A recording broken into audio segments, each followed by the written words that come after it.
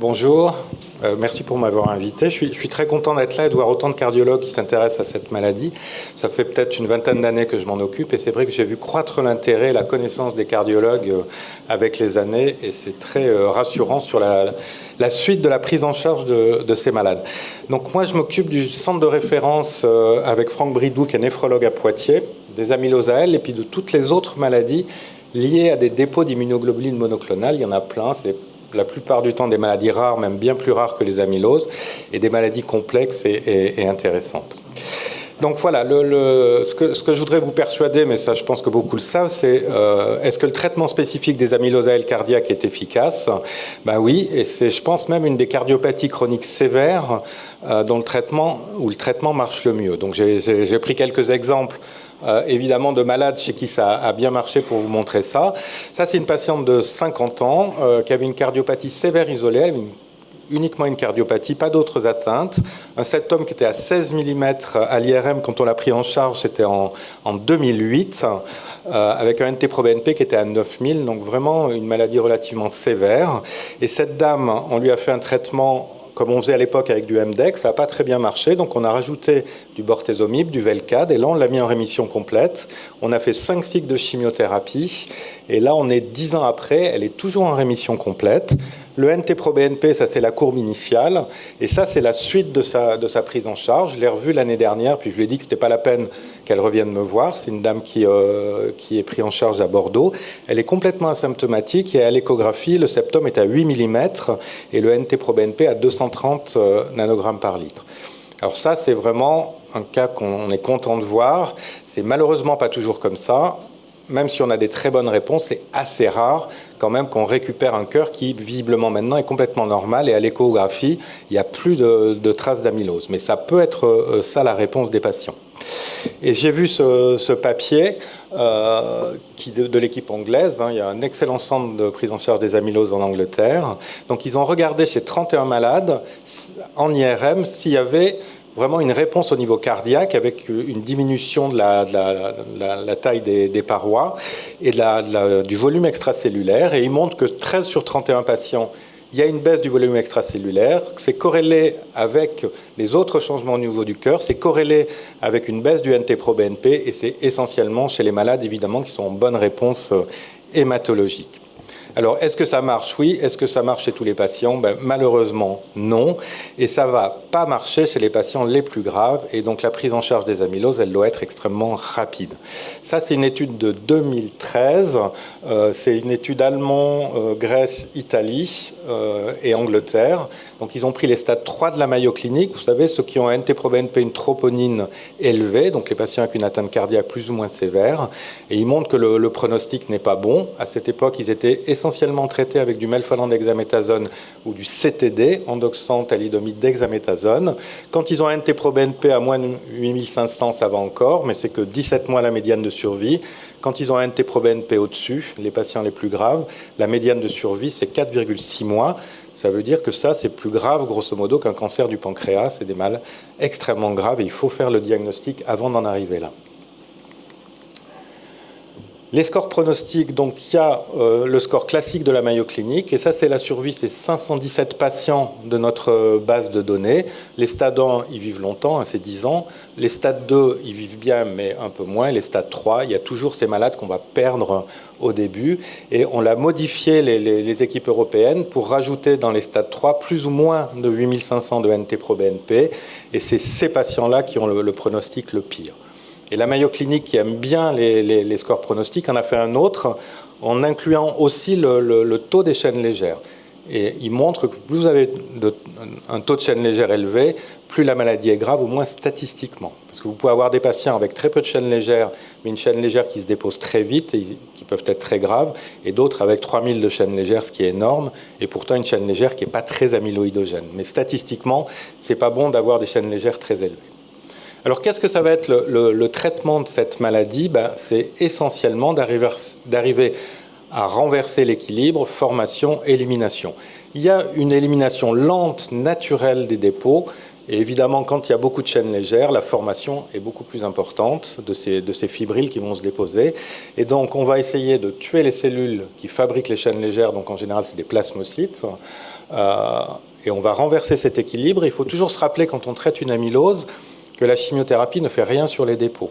Donc vous ne traitez pas en fonction de la réponse, vous traitez pour avoir la réponse clinique, vous traitez pour avoir une réponse hémato. Et si vous avez une réponse hémato, une baisse des chaînes légères, vous aurez une réponse clinique qui surviendra ou pas, mais en général qui surviendra si vous avez une très bonne réponse hémato.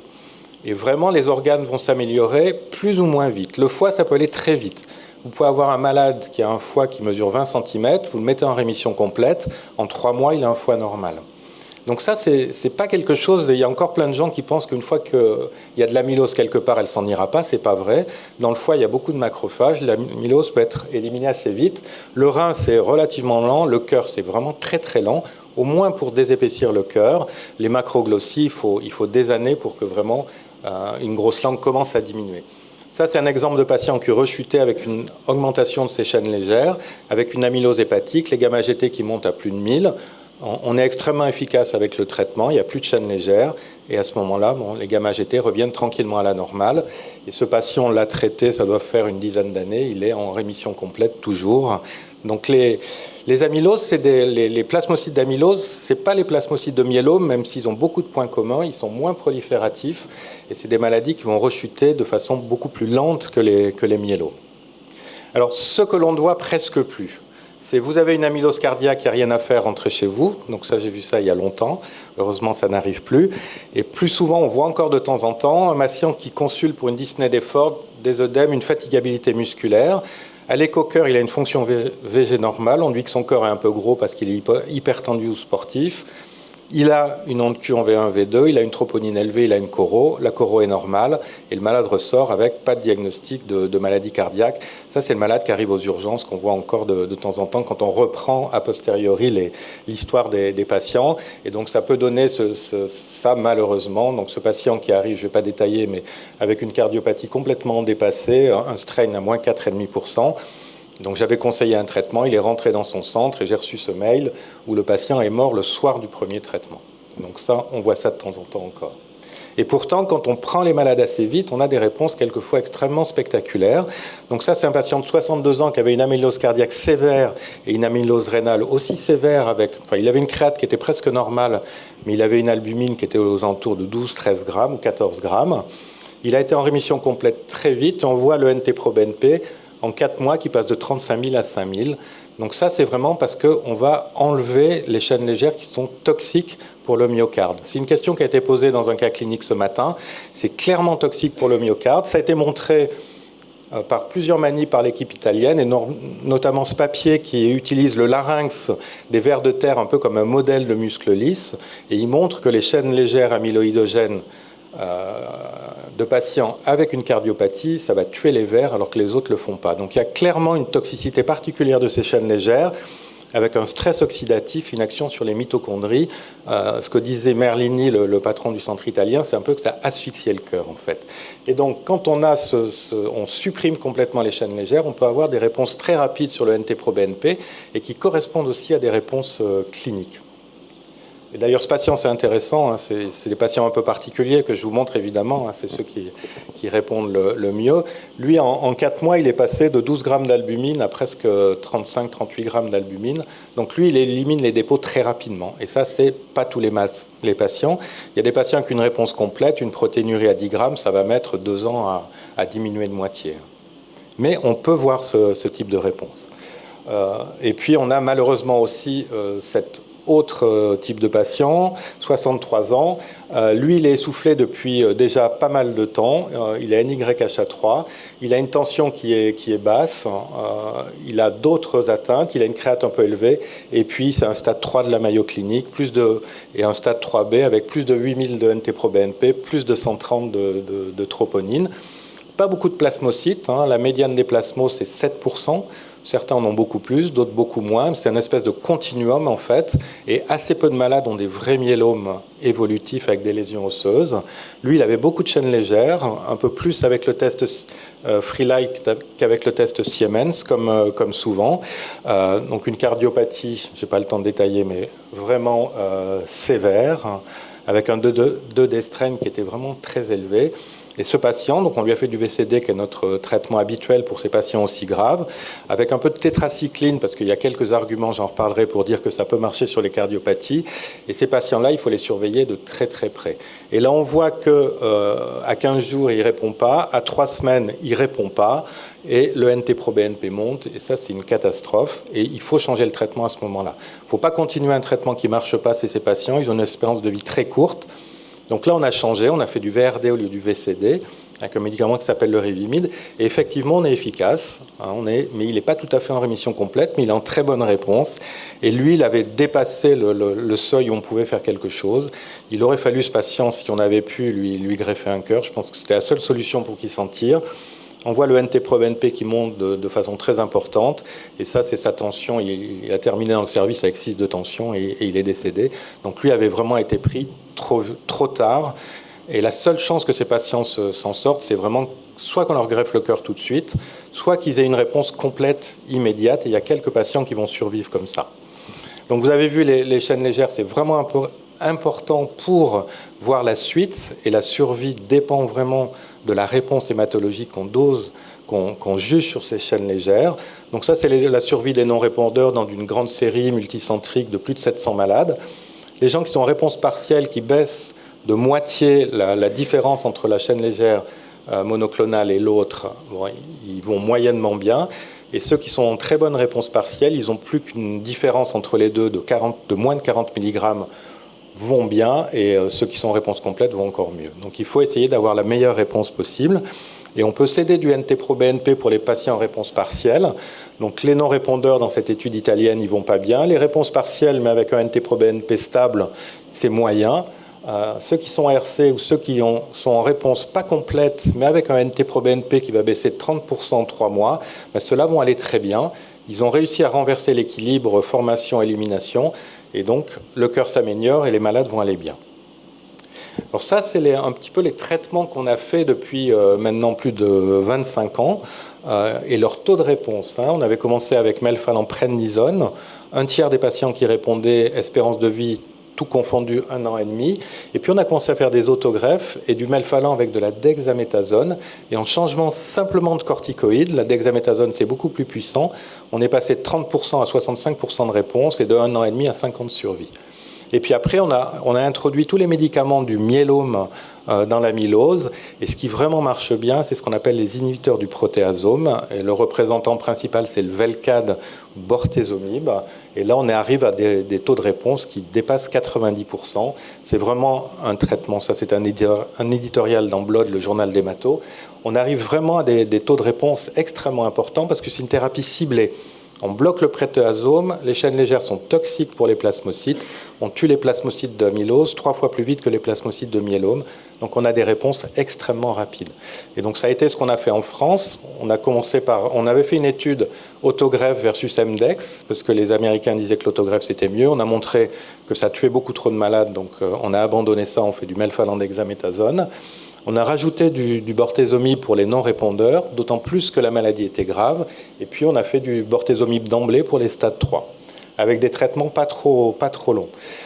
Donc le bortezomib, ça se fait en sous-cutané 1 fois par semaine. Le melphalan, ça c'est des comprimés oraux qu'on prend 4 jours par mois. L'endoxan, c'est des comprimés qu'on prend 1 fois par semaine. Et la dexaméthasone, c'est oral. Donc c'est des chimiothérapies qui ne sont pas très lourdes, qui sont ambulatoires, sauf quand les malades sont cardiologiquement trop graves, on essaie de les garder un peu à l'hôpital. Mais ce n'est pas des chimiothérapies très lourdes. Et le fait de changer de traitement rapidement chez les malades graves, c'est à cause de la survie des non-répondeurs. Ça, c'est les stades 1 de la Mayo Clinique qui ne répondent pas dans notre base de données, ils survivent. Les stades 2, ils survivent, mais moins bien, mais quand même un peu. Les stades 3, pas du tout. Donc, plus vous avez un malade grave, plus il faut qu'il ait une réponse rapide si vous voulez qu'il survive. Et donc là, c'était notre algorithme de traitement où on faisait MDEX chez les stades 1, stade 2, on rajoutait du VELCAD pour les non-répondeurs et du VCD pour les stades 3.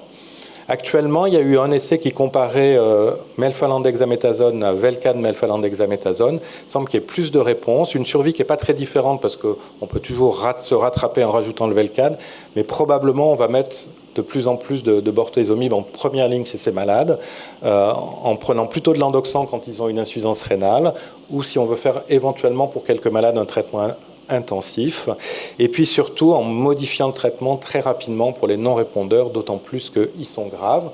Et on a plein d'autres traitements qu'on peut faire. En particulier, on peut utiliser les imides, thalidomide qu'on n'utilise pas beaucoup, révimide, lénalidomide. C'est des médicaments qui se donnent par la bouche, en général 21 jours sur 28, et dont le problème principal, c'est d'occasionner des thromboses. Donc il faut être extrêmement prudent avec ces médicaments. Et puis on a un nouveau médicament qui s'appelle le daratumumab, qui est un anticorps anti-CD38, donc anti-plasmocyte, qui est un peu l'équivalent pour les myélomes de rituximab pour les lymphomes, si ça vous dit quelque chose, l'anticorps anti-CD20, donc c'est un médicament extrêmement efficace. Et donc nous, on a fait le premier protocole prospectif avec ce médicament. On a traité 40 patients, la plupart étaient réfractaires ou en rechute après 1 ou 2 ou 3 lignes de traitement. Et ça marche extrêmement bien, et surtout avec des réponses extrêmement rapides. Ce qui est intéressant, ça c'est un waterfall des réponses après une injection de ce médicament, qui a très peu d'effets secondaires, qui se fait en IV actuellement et qui se fera bientôt en sous-cutané. Donc vous voyez, on a à peu près 80-90%, enfin 90 c'est un peu optimiste, mais peut-être 80% de réponses avec notre première ligne de traitement. Ensuite, on a pomalidomide, lénalidomide, on va avoir encore 50-60% de réponses chez ces non-répondeurs. Et avec le DARA, on a encore 60% de réponses à peu près. C'est-à-dire que maintenant, il n'y a plus beaucoup de malades chez qui on n'obtient pas une réponse hématologique. Ça, c'est une autre patiente qui a une excellente réponse au MDEX. Ça, c'était en 2006. C'était une dame qui dormait assise. Elle avait vraiment une orthopnée, un stade 4 de la Mayo Clinic. Elle avait un cœur extrêmement sévère. Elle a été mise en rémission complète et elle s'est améliorée au fil des années. Elle allait très bien, cette dame. Elle refaisait de la randonnée. Et c'est des patients qu'il faut surveiller très, très longtemps. Parce que j'ai vu monter, et je n'ai pas été assez vigilant probablement, j'ai vu monter un tout petit peu le taux des chaînes légères.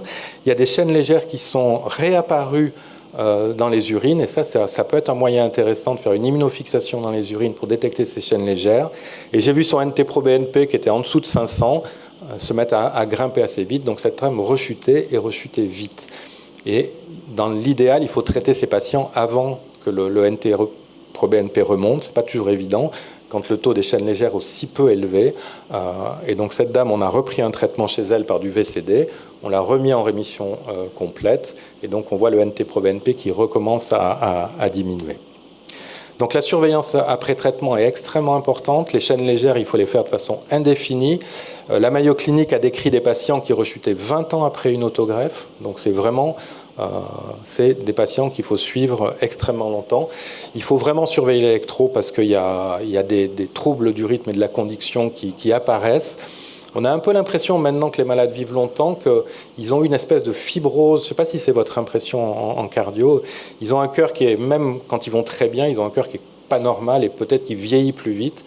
Et on voit par exemple le PR qui s'allonge, qui fait 180, 200, 220, 250. Et ça, c'est régulier chez les patients après un certain temps. Donc, il faut vraiment les surveiller longtemps et pas hésiter. Moi, je suis vraiment de plus en plus partisan de leur mettre des pacemakers assez rapidement. Quand est-ce qu'il faut retraiter ?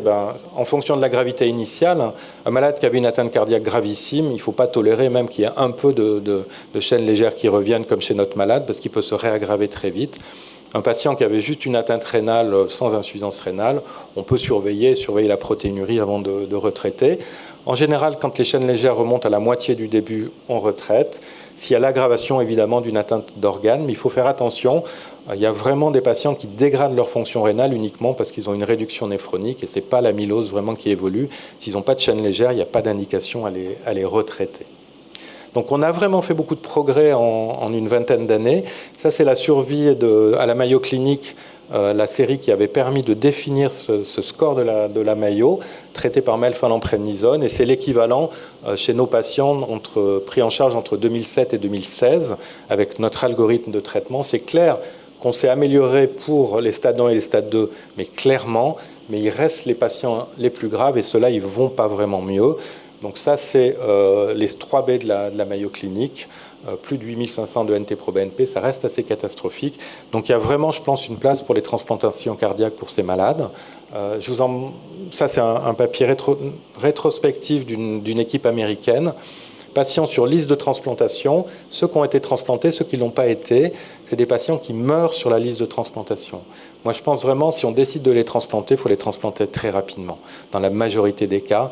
Même s'ils n'ont pas les facteurs de gravité qu'ont les patients habituels, ils n'ont pas d'assistance ventriculatoire, ils n'ont pas d'amine, en général, ça ne sert pas à grand-chose, et pourtant, ils meurent très rapidement sur la liste de transplantation. Donc ça, c'est 2 exemples de patients qu'on a transplantés à Limoges. Donc un patient qu'on avait traité par MDEX avec une cardiopathie vraiment sévère. Il a répondu, mais il s'est aggravé. Et on l'a vraiment pris comme ça. On lui a transplanté le cœur en SU. Il a remonté ses chaînes légères. À l'époque, on croyait encore aux autogreffes. Ça devait être en 2006. Il a répondu, mais de façon partielle. Et là, on a fait du VCD. C'est un des premiers patients à qui on a fait cette chimio-là. Ça l'a mis en rémission complète, et ce patient, il est mort malheureusement l'année dernière, mais il est mort d'un cancer de l'œsophage. Il n'avait jamais rechuté sur son cœur. Un autre patient qu'on a greffé, 42 ans, pareil, amylose cardiaque gravissime avec une neuropathie. On lui a fait du VCD, ça n'a pas marché. Et comme vraiment, il allait partir, on lui a greffé le cœur en SU aussi. On a refait du VCD, pas de meilleure réponse. On a fait du VMDEX, pas de meilleure réponse. On a fait du Revimid dexaméthasone, ça l'a mis en rémission complète. Donc ce patient, c'était il y a maintenant 4 ans, et il allait très bien, sauf qu'il avait un peu esquinté son cœur avec sa cardiopathie au début, sans que ça soit son rein, sans que ça soit un rein d'amylose. Et donc là, on voit les chaînes légères qui remontent, mais en fait, c'est qu'il est dialysé après 5 ans d'évolution, avec les chaînes légères qui montent de façon équilibrée. Quand vous avez une fonction rénale qui se dégrade, les chaînes légères montent, que ce soit les monoclonales et les polyclonales. Donc lui, il n'est pas en rechute, il est toujours en rémission, et il va bien en dehors de sa dialyse maintenant. Alors juste pour terminer, les nouvelles stratégies qu'on a pour soit inhiber la toxicité ou accélérer l'élimination des dépôts. Donc il y a la doxycycline, je ne sais pas si vous l'utilisez, il y a quelques arguments pour penser que ça interfère avec le métabolisme des fibrilles et que ça inhibe un peu leur toxicité. Et puis il y a une étude qui a été faite par l'équipe anglaise qui montrait que les patients au diagnostic à qui on donnait de la doxycycline allaient mieux que les autres. Cette étude est à moitié honnête parce qu'en fait, ils n'ont pas tous eu la même chimiothérapie, donc je ne pense pas que ça conclue, mais bon, il y a quelques arguments pour penser que ça peut être efficace. Ce n'est pas toujours bien toléré. Le thé vert, on s'en sert pour les amyloses séniles. Il y a eu une petite étude allemande qui montrait que les cœurs pouvaient se désinfiltrer. Et là, il y a une étude randomisée dans les amyloses AL en Allemagne. Ils ont donné les premiers résultats, ils ont inclus que 38 patients, donc c'est très peu. Ils n'ont pas atteint leur endpoint principal qui était la réduction de la taille du cœur, des parois du cœur. Par contre, il y avait quelques signes d'efficacité sur, je crois, c'était le dosage de NT-proBNP. Donc c'est à voir. Thibaut a fait un PHRC pour tester ces 2 médicaments, doxycycline et thé vert. Et j'espère qu'on pourra commencer bientôt ces traitements. Et puis, il y a les anticorps pour essayer d'éliminer les dépôts. Il y a quelque chose qui est fait en Angleterre un peu compliqué, où ils ont fait un médicament qui chélatait la SAP, la SAP étant une protéine très importante, 20% du poids des dépôts, beaucoup d'affinité pour les dépôts, donc ils l'enlèvent du sérum, ils injectent des anticorps anti-SAP qui vont recruter les macrophages et éliminer les dépôts. Ils ont montré que ça marchait très bien sur ces scintigraphies SAP, sur les atteintes hépatiques, et là ils continuent des phases 2 assez lentes pour voir si ça marche dans le cœur. Autre anticorps, c'était un anticorps, on espérait énormément de ce médicament, NeoD001, qui était censé neutraliser les oligomères de chaîne légère, ces oligomères qui sont toxiques pour le cœur, et puis éliminer les dépôts. Il y a eu vraiment une phase 2 qui était très convaincante, présentée par les gens de la Mayo Clinic, et on a fait 2 études randomisées, pronto chez les gens qui avaient déjà été traités à 6 mois de leur traitement avec une atteinte cardiaque, Néodé versus placebo, et Vital VCD plus ou moins Néodé chez les patients naïfs. Et ils ont, il y a à peu près 15 jours, regardé les résultats. Aucune différence avec le placebo dans la première. Une étude de futilité négative, donc ils ont retiré le médicament. Et ce qui est vraiment dommage, c'est qu'il y a beaucoup de gens qui attendaient une efficacité de ce traitement. Et puis il y a un autre anticorps peut-être plus efficace qui est testé avec une toute petite étude, une vingtaine de malades. Donc c'est le suivant, on va attendre qu'il soit essayé sur des populations plus importantes. Mais là, par exemple, ils voient que le NT-proBNP baisse, c'est à peu près 70% des patients quand ils donnent leur anticorps une seule injection. Donc voilà. Il faut un diagnostic précoce et c'est probablement la façon dont on améliorera la survie de ces patients. Et c'est vrai que ce diagnostic des amyloses cardiaques graves repose énormément sur les cardiologues. Donc c'est très bien que vous soyez là et sensibilisés à cette maladie. Je pense que c'est comme ça qu'on améliorera, parce que les gens qui arrivent maintenant avec un cœur pas trop grave, on a des survies qui sont à 80% ou plus à 5 ans maintenant. Et ceux qui meurent, c'est vraiment ceux qui ont la cardiopathie grave au début. Il faut évidemment pas se tromper de type d'amylose et pas faire de chimio, en particulier au TTR sénile. Il faut un traitement adapté à la sévérité et surtout à la réponse. Et puis il va falloir des traitements innovants pour les stades 3 les plus graves. Et on peut espérer que les anticorps, donc en particulier le daratumumab, il y a un essai qui commence là ce mois-ci international, où on fait VCD plus ou moins daratumumab chez les malades de novo. On peut espérer qu'on aura des réponses très rapides et donc une survie encore meilleure. Voilà, je vous remercie pour votre attention. Bien, merci beaucoup pour cette très belle présentation. Pour commencer, je dirais que moi qui ai vu évoluer les amyloses AL depuis quelques années, je trouve que les résultats sont fantastiques. On a vraiment des patients qui mouraient tous, et là vous avez on touche du doigt des résultats impressionnants. Qui c'est qui veut poser une question? Je vous en prie. Vous pouvez faire passer le micro, s'il vous plaît?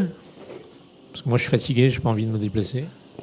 Sinon je vais le faire. En principe, il y en a deux. Je répéterai la question. Il y avait un deuxième micro tout à l'heure. Combien d'amylose AL en France? On a fait une petite étude d'incidence sur le Limousin, mon ancienne région, parce que maintenant on est la Nouvelle-Aquitaine. On a trouvé l'incidence, c'était 12 cas par million et par an. Mais le Limousin un peu vieux, il y a une population vieille. Cas, il avait dit 9 cas par million et par an. Donc on estime qu'en France, il y a 600 à 700 nouveaux cas.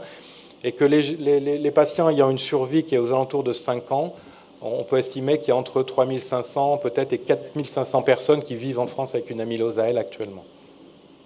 Je suis surpris de voir qu'on transplante des amyloses AL quand nous, on a beaucoup de mal pour transplanter des gens qui ont des antécédents de cancer, par exemple. Je ne sais pas, c'est une expérience c'est quelque chose qu'on fait souvent ou... En plus des amyloses AL non contrôlées, visiblement. Non, nous, on a partagé, on se pose toujours beaucoup de questions. On vous avait interrogé à chaque fois pour prendre ce type de décision. C'est une décision qui est difficile. Mais il y en a. Alors, nous, on en a transplanté quelques-uns, mais vous en avez plus que nous. C'est vrai que dans la littérature, les résultats étaient mauvais avant l'ère du VCD. Et donc maintenant, la survie est comparable des patients qui sont transplantés pour une amylose et des patients qui ont une cardiopathie autre que l'amylose.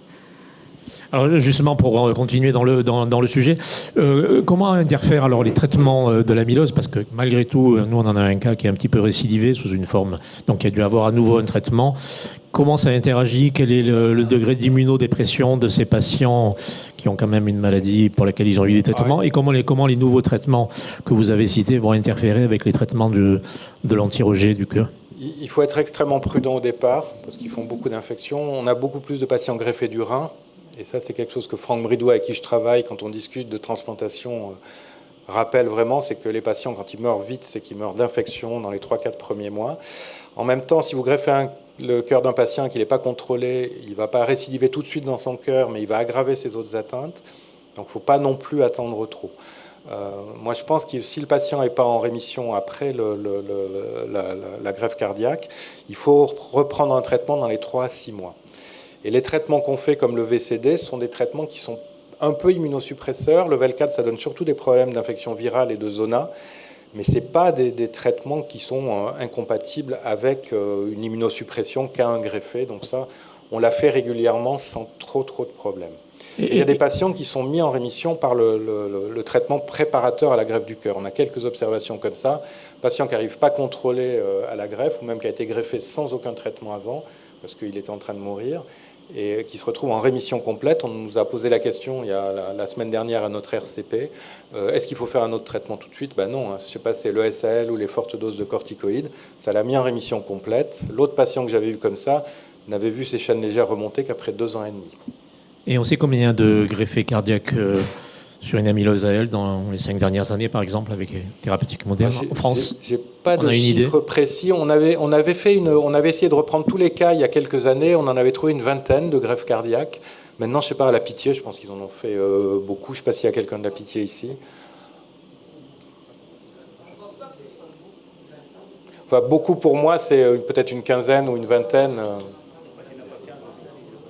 Nous, on a fait 4 à Limoges avant qu'on perde la greffe cardiaque. Mais... Créteil, vous en avez fait combien? Là, on en a fait 13 à elle. 13 à elle. Bon, ça reste quand même des cas rares. C'est vraiment le cas où il faut y réfléchir. C'est comme notre patient 42 ans, avec une cardiopathie vraiment au-delà de toute ressource thérapeutique, et plutôt avec pas trop d'atteintes autres. Sinon, vous exposez à des complications après importantes. On a fait 13 AL, dont 4 bigreffes cœur-rein. C'est la même survie. Enfin, c'est des bons résultats, les bigreffes. Donc je pense que quand on a une atteinte rénale, il ne faut pas se limiter le patient à un projet de greffe. Il faut proposer les deux. Donc on n'attend pas l'effet du traitement, on les greffe directement alors? Ça, c'est toujours quelque chose de difficile. Les patients les plus graves, grosso modo, il y en a 80% qui meurent dans les 3 mois. Un patient qui arrive avec 12 000 de NT-proBNP, 5 de strain et une fraction d'éjection déjà abaissée, et les patients qui ont déjà fait une syncope, enfin ces patients-là, c'est vraiment dramatique. Donc s'ils sont jeunes avec un cœur, une atteinte cardiaque prédominante, on sait qu'on a 90% de chances de les mettre en rémission après. Quel recul conseillez-vous par rapport à la chimio? Moi, je pense que s'il y a une indication, il faut le faire tout de suite. Ce n'est pas comme les greffes rénales où on peut attendre sans problème. Le problème des greffes cardiaques, c'est que les malades vont mourir s'ils ne sont pas greffés. Donc on n'attend pas d'avoir une rémission longue. En général, si vous attendez 6 mois chez un malade qui a une très bonne réponse, la plupart du temps, s'il est encore vivant, il n'a plus besoin de greffe cardiaque. C'est assez... parce qu'en général, il s'améliore. Bon, il y a quelques malades qui sont vraiment un petit peu comme ça, et ça vaut le coup quand même de discuter une greffe cardiaque. Ils ont un cœur tellement malade qu'ils vont rester grand insuffisant cardiaque définitif, avec des risques de mort subite importants. Mais souvent, vraiment, les patients, enfin Thibaut, je ne sais pas si tu es d'accord, les patients, ils meurent dans les 3 premiers mois, en fait. On a quand même quelques patients qu'on stabilise avec une cardiopathie extrêmement sévère, qui vont rester limités. Donc on leur laisse les chances d'avoir l'intégralité du traitement hématologique. On n'a pas de délai à respecter. On peut d'emblée évoquer la greffe. Quand les patients sont en rémission complète rapide, ils restent en général en rémission longtemps. Il ne faut pas attendre d'être certain qu'ils ne vont pas rechuter. Les Anglais font des traitements plus courts que nous. Les Anglais, souvent, font 3 mois de traitement. Et ces patients rechutent relativement peu. Je crois que c'est vraiment pas le même raisonnement que ce que nous avons l'habitude d'avoir pour les greffes en général, où on attend 5 ans minimum de rémission pour pouvoir envisager une greffe. Pour les amyloses, c'est vraiment différent. On a un peu la même chose pour les greffes de reins. C'est un peu pareil. On sait que ces patients, quand ils sont en rémission, ils vont rester longtemps en rémission, mais ils vont finir par rechuter. Ils ne sont pas guéris. Donc il vaut mieux les greffer rapidement, moi je pense. Et puis on leur donnera 5 ans de bien meilleure qualité de vie. Et ensuite, quand ils vont rechuter, on va les retraiter. Oui, mais on est sur des greffons extrêmement rares. Et voilà, il faut vraiment... Il y a peu de greffes, c'est des données rares. Il faut qu'on puisse être sûr de donner un greffon à quelqu'un qui va vivre longtemps après. Oui, donc vous nous dites que s'il y a une réponse immédiate, on n'a pas à se poser de questions, on y va. Clairement, je comprends ce point de vue, mais aussi, des fois, c'est des patients de 40 ans dont on est sûr qu'ils vont décéder dans les 3 mois. Donc, dans notre expérience à Mondor, les excellents résultats de Soulève sont liés au fait qu'on a sélectionné quand même les patients, hein, mais on a envie de les greffer le plus vite. Mais le problème, c'est qu'ils partent aussi très très vite. Hein. C'est-à-dire que le temps de faire le bilan, le temps de se lancer, etc., souvent ceux qu'on identifie immédiatement comme plus graves, ils sont plus là. Ce qui m'amène à te poser deux questions, un commentaire sur un des cas que tu as très bien montré, ce patient qui va bien, qui répond du point de vue hématologique, qui répond bien à ta chimio du point de vue hématologique, et puis tu nous le décris, tu vois, qui s'enfonce et qui tombe et qui meurt. Et en fait, c'est ce qu'on remarque, en fait, c'est qu'on peut avoir une très bonne réponse hématologique, mais pas du tout de réponse cardiaque et une autonomie de la maladie cardiaque. Et c'est initialement cela qu'on greffait dans notre centre. Et on évolue avec le temps, effectivement, pour aller au plus précocement possible. Alors, ma question, c'est que tu nous as décrit un autre cas d'un patient qui était dans un état gravissime, stade 3B de la Mayo, etc., ce qui doit faire à peu près 80% de notre recrutement par le biais qu'on recrute nos patients en insuffisance cardiaque. Et on a vu, tu nous as décrit l'effet de la chimiothérapie, c'est-à-dire qu'il est retourné dans son centre, il a eu la chimiothérapie, il est mort immédiatement de la chimiothérapie. Tu vois, là où je veux en venir, c'est comment il faut adapter les doses de chimiothérapie à ces patients hyper sévères pour... Est-ce que tu penses que chez ce patient, c'est la chimiothérapie? Est-ce que tu penses que c'est son amylose? Est-ce que si c'est la chimiothérapie, c'est un composant? C'est la dose? Je pense que s'il y a quelque chose de toxique, ce que vous avez montré, mais c'est vraiment la DEXA. Mais en même temps, la DEXA est extrêmement importante.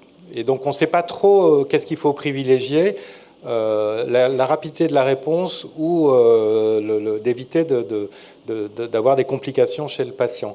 Donc, il faut essayer de trouver un compromis. Moi, j'ai interrogé tous mes collègues des centres de référence en Italie, en Allemagne, en Angleterre, aux États-Unis, comment ils font, et personne ne fait la même chose. En Angleterre, il va dire qu'il faut faire le maximum tout de suite, parce qu'il faut qu'ils répondent tout de suite. De l'autre côté, ils vont faire des toutes petites doses de Velcade, et puis pas de corticoïdes au début. Enfin, c'est extrêmement varié.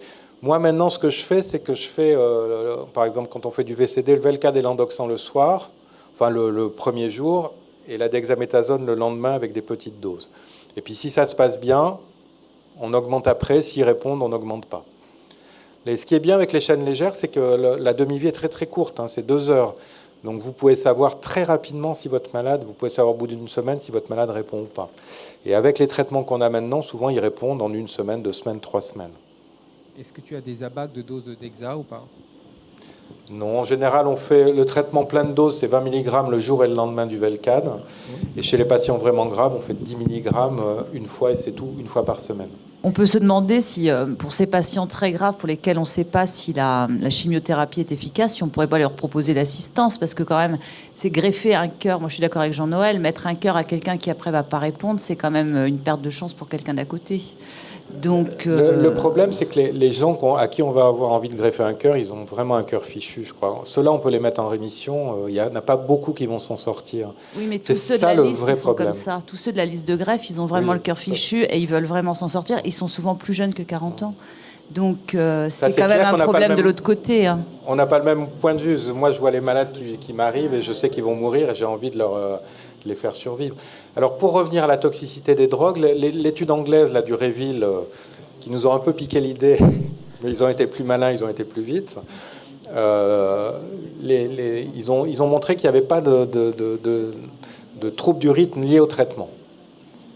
Donc, bon, les patients, c'était vraiment de la bradycardie parce que les cœurs étaient nazes. Il n'y avait pas de troubles du rythme liés au traitement. Thibaut, tu restes le grand maître. Est-ce qu'on enchaîne ou est-ce qu'on coupe? Parce que cette discussion est passionnante, mais je crains qu'il faille enchaîner, non? J'avais juste une toute petite dernière question sur le daratumumab. Ouais. Moi, j'ai l'expérience du rituximab où il y a un des principaux effets secondaires, c'est les troubles du rythme. Est-ce que vous avez la même chose, le même profil sur le... Non. Parce que les patients qui ont des lymphomes folliculaires sur rituximab, là, on en voit... Le problème du rituximab, c'est les syndromes de Lise. Ça tue trop vite les cellules lymphomateuses. Le DARA, ça fait pas ça.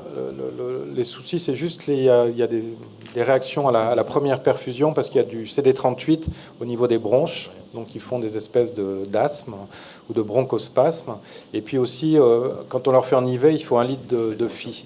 Donc ça fait un peu de remplissage, un peu beaucoup pour des malades fatigués, mais bientôt on va l'avoir en sous-cutané, donc ça réglera ces 2 problèmes probablement.